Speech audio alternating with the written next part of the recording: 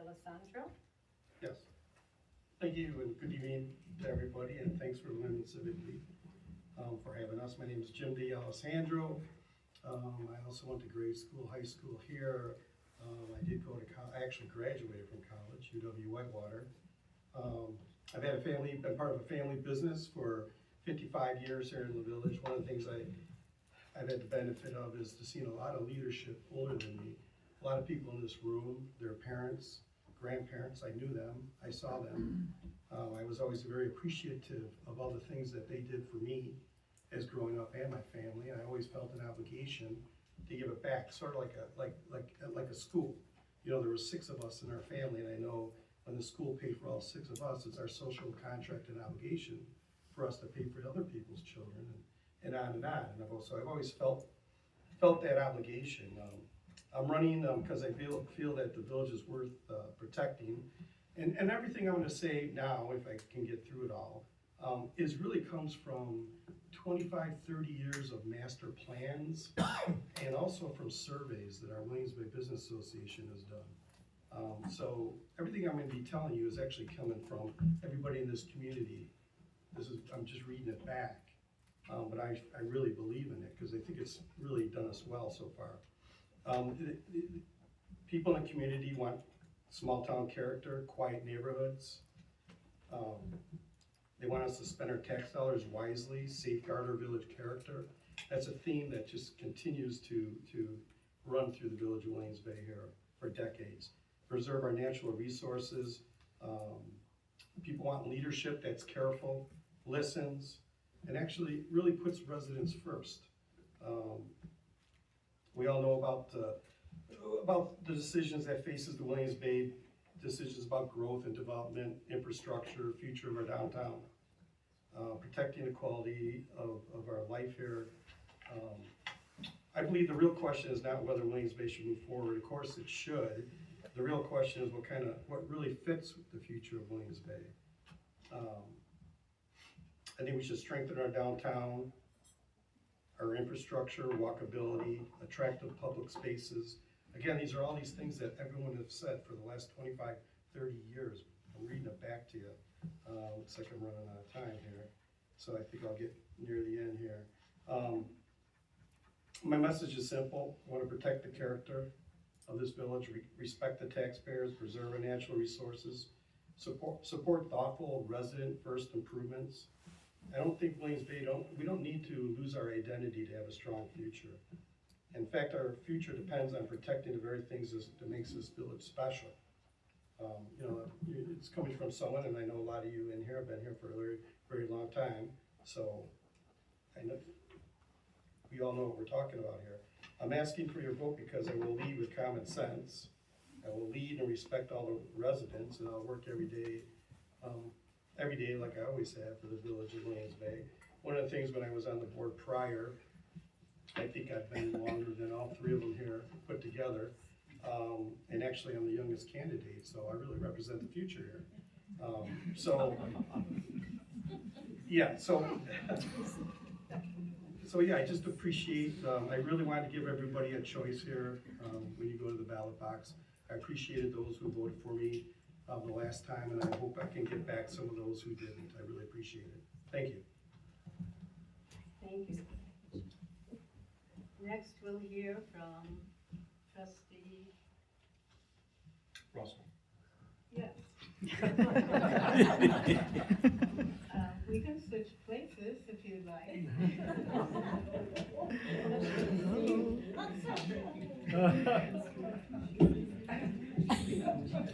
Well, I'll introduce myself on that note.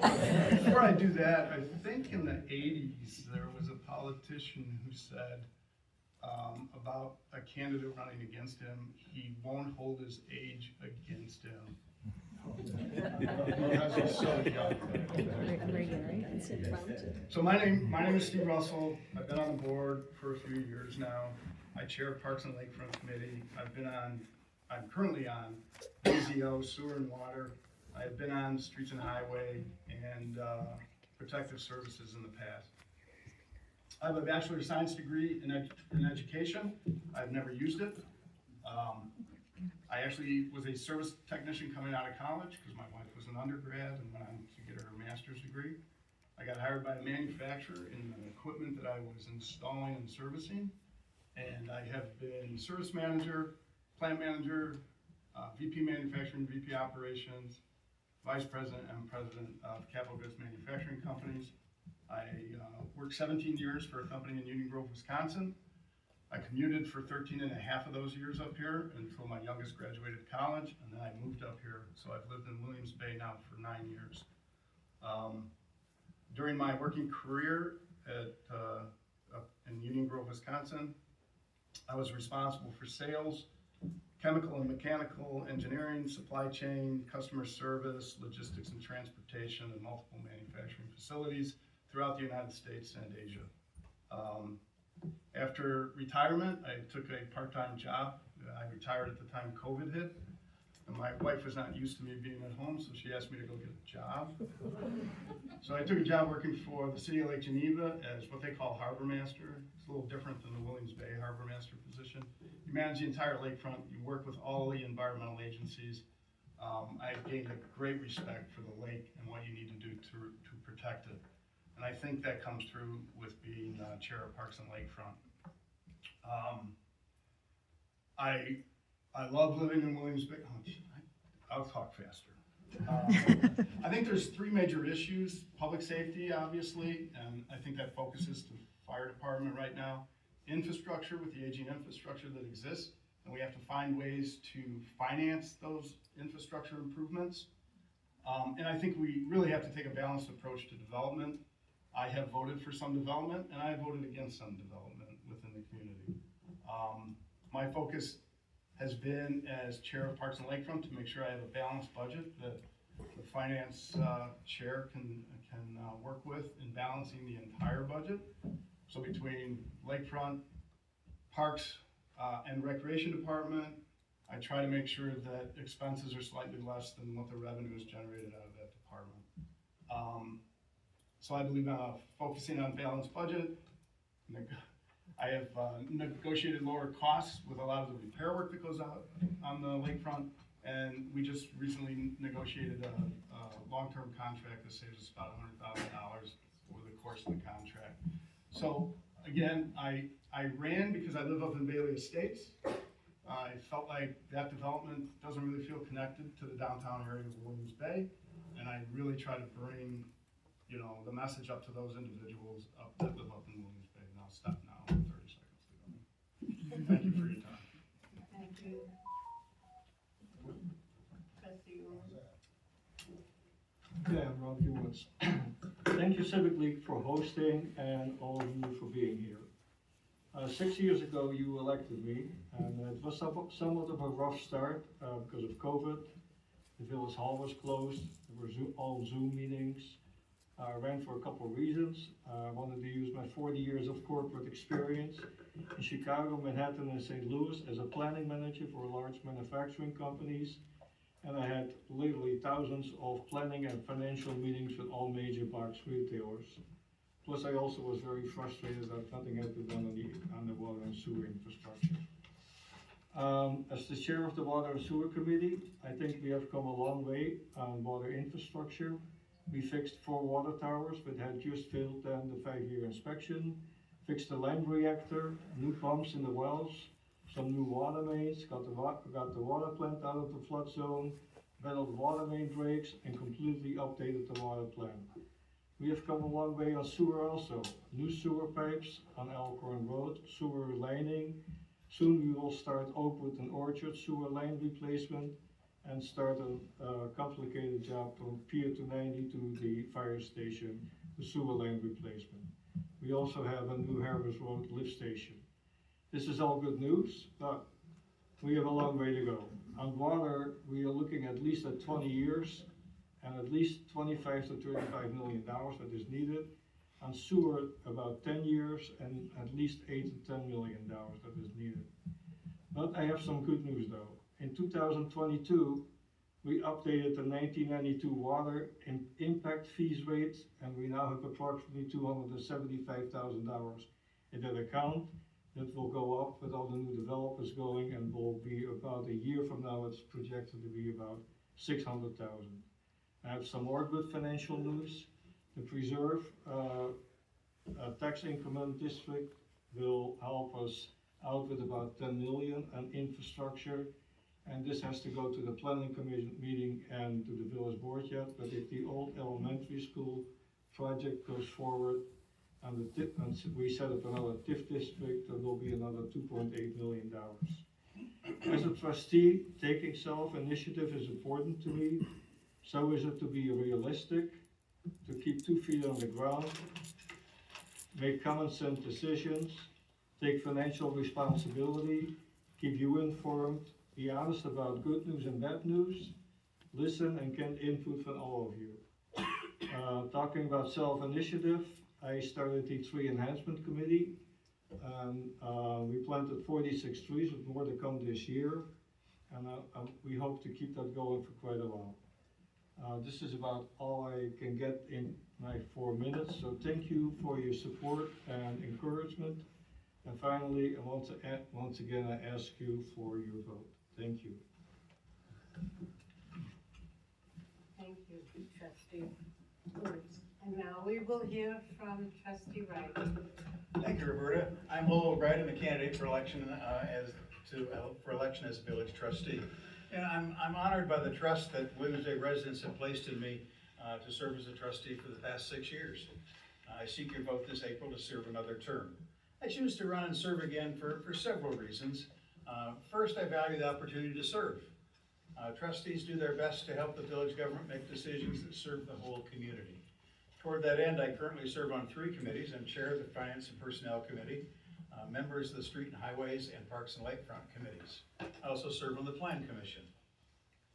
Second, my experience as a trustee, resident, business professional, and family member equipped me to make a valuable contribution. You know, it's more than what I know. It's the temperament to foster good community decision-making. Finally, I enjoy seeing the results of good government. So all that said, I believe I have the time, energy, skills, and experience to listen and to lead. I want to maintain what we like about the Bay and find affordable solutions to what we might want to change. But at first, a few bullet points about me. I became a widower the last year with the passing of my wife, Ruth. We were married for nearly 45 years. Our 4 children and 8 grandchildren are scattered all across the United States, but importantly, I plan to stay here, despite their best efforts to get me to move to either New Jersey or Texas. I have some insight into the Bay as well. I've lived here full-time for more than 10 years now, but that builds on decades of seasonal residence. Our family has owned the land on which our current house sits for nearly 80 years. All that's to say, I have a good sense of what living here means to me, to my family, and to you as residents. And finally, I strive to contribute to our community in ways other than as a trustee. I'm a member of the Delavan Christian Reformed Church and hope my faith is reflected in who I am and how I act. I volunteer at Open Arms Free Clinic and the Senior Medicare Patrol.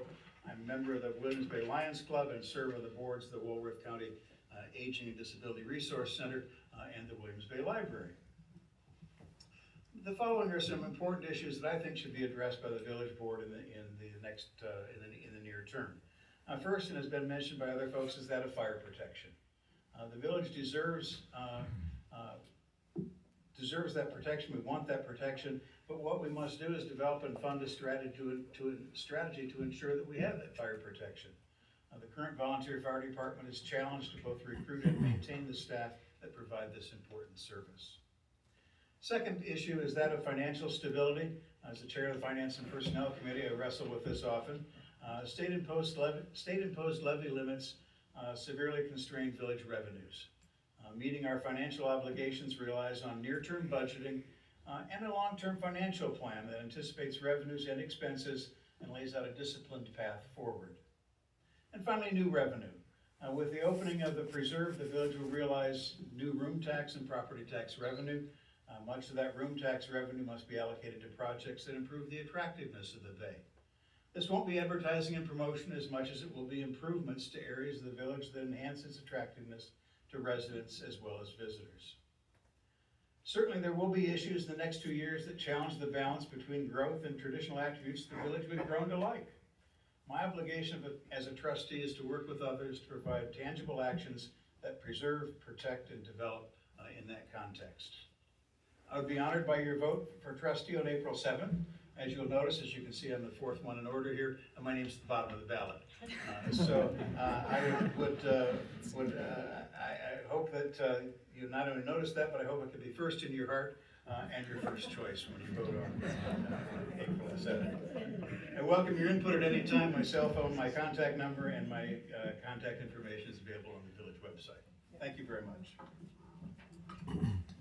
Thank you to all of our candidates. And I now will open the floor for questions. We have 20 minutes where you can ask the board, any of your trustees or candidates, what you wish. Please remember to state your name and address. Very important.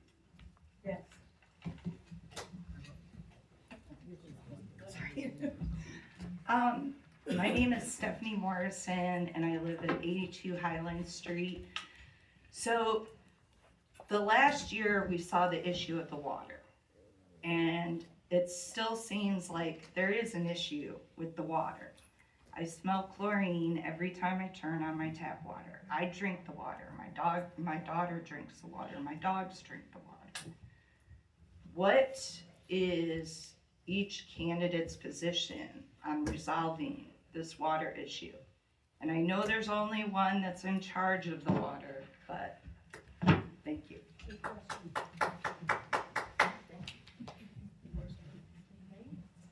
Okay, I'll start with that. You know, one of the things is, last summer when this occurred, and I was a little surprised by it a little bit, but the village publicly acknowledged that the DNR identified pneumonia-related concern at 21. The DNR sent Williams Bay Waterworks a letter on June 30th of 21 modifying corrosion control requirements and directing the village to do a study. The village engineer recommended additional chlorine injection to convert ammonia to nitrogen gas within a water plant, and that related upgrade project was still projected to be fully in service in 2025. That matters because the later public explanations that were given by the board here for the 2025 crisis tied the nitrate problem to ammonia in the system and nitrification. And so the way I look at it is, I think the village did a really good job though.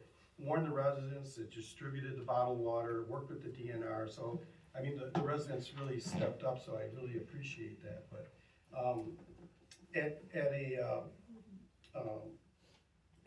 village board meeting in September 2nd, 2025, a resident openly asked if the village dropped the ball, and our village president said no. And he pointed to the chlorination expansion that was already scheduled. I just want to apologize to the village. I was on the board at that time. I saw that report, and I felt really bad about that. And I knew when we were told that wait 4 years, even though a problem existed, let's study it. We were really rolling the dice for 4 years. So I really just want to apologize to every one of you here. I'm sorry. And I will just tell you that if I get elected again, if that ever happens again, we ever get a letter like that, I will be screaming on top of my head that your health is the #1 priority. Again, I apologize. Would anybody else like to, of the trustees, like to answer? Yeah. We did get a letter from the DNR saying you're trending up as far as the ammonia in the water, and we were given 3 years to find a solution. It took us 1.5 years, actually, and had to be done, and it was December 31st. Where we had found a solution, and then the wheels started were put in motion to fix that.